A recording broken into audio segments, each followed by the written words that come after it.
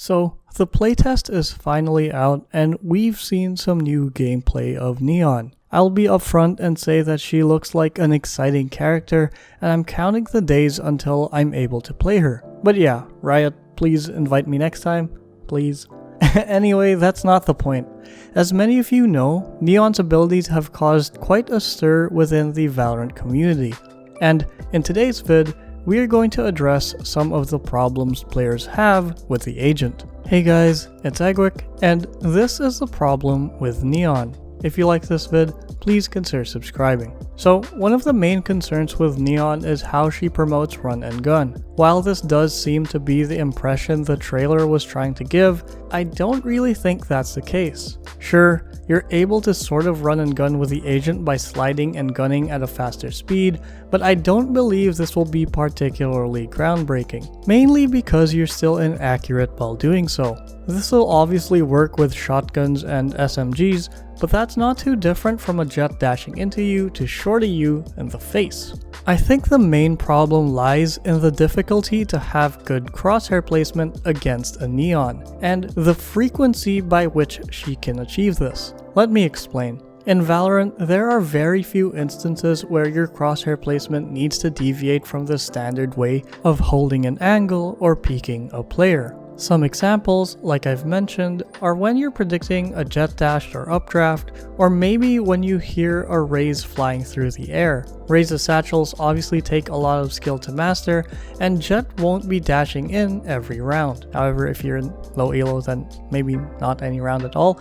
Anyway, in Neon's case, her ability to sprint and slide to peek will be something that's used a lot more often compared to these two because there's only one use to them. Now, I'm talking about the sliding and peeking here because sprint does have other uses like faster rotations and all that, but the sliding part is basically one-dimensional in this regard. In order to maximize the use of the slide, you want to be getting a kill with it by surprising the enemy around a corner, unlike Jet's dash, which can be used both offensively and defensively, and Raze's satchels, which can also be used for damage. And although you can use the slide in a retreating manner, I don't consider it optimal since you still need to switch from the normal stance to sprint, then to slide, which might take too long and leaves you exposed. In this case, you might just want to sprint without wasting the slide. As such, it feels like you're forced to use the slide to peek enemies and run it down,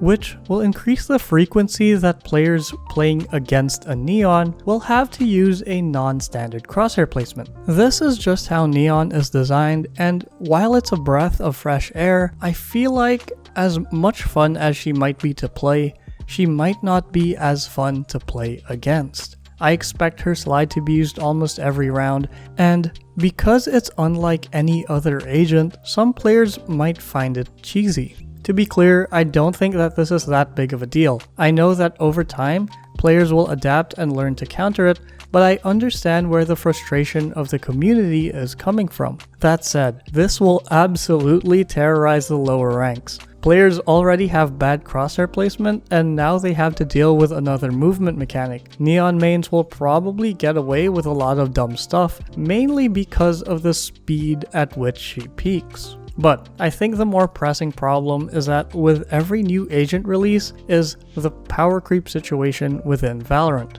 As many of you have stated, and rightly so, it seems like Phoenix has been edged out of the meta completely. It becomes even more damning when Neon has a better wall ability with two walls going a very far distance compared to Phoenix, who has a somewhat shorter wall with the consolation of it curving and healing him. Her stun grenade seems a bit too strong as well. It's an instant cast, flies at the speed of a charge 3 Sova arrow, and hits 2 spots after a brief delay. Oh, and its range is basically infinite. Compare this to a breach stun or even a sky bird, which takes a lot longer to travel that same distance. After seeing this ability, I'm a bit skeptical as to how balanced it actually is. That's 4 potential stuns within a few seconds, especially if the player has lineups to clear common angles on sight. You can also cast it while running, which makes her a very potent fast entry character.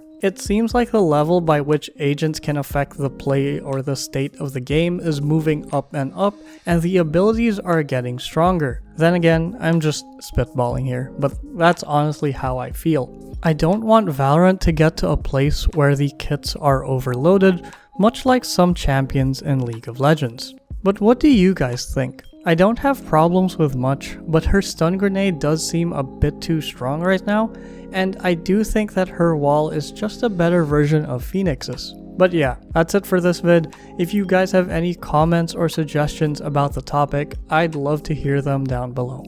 Also, thank you so much for 144k subscribers. This is Eggwick, thanks for watching, and I'll see you guys next time.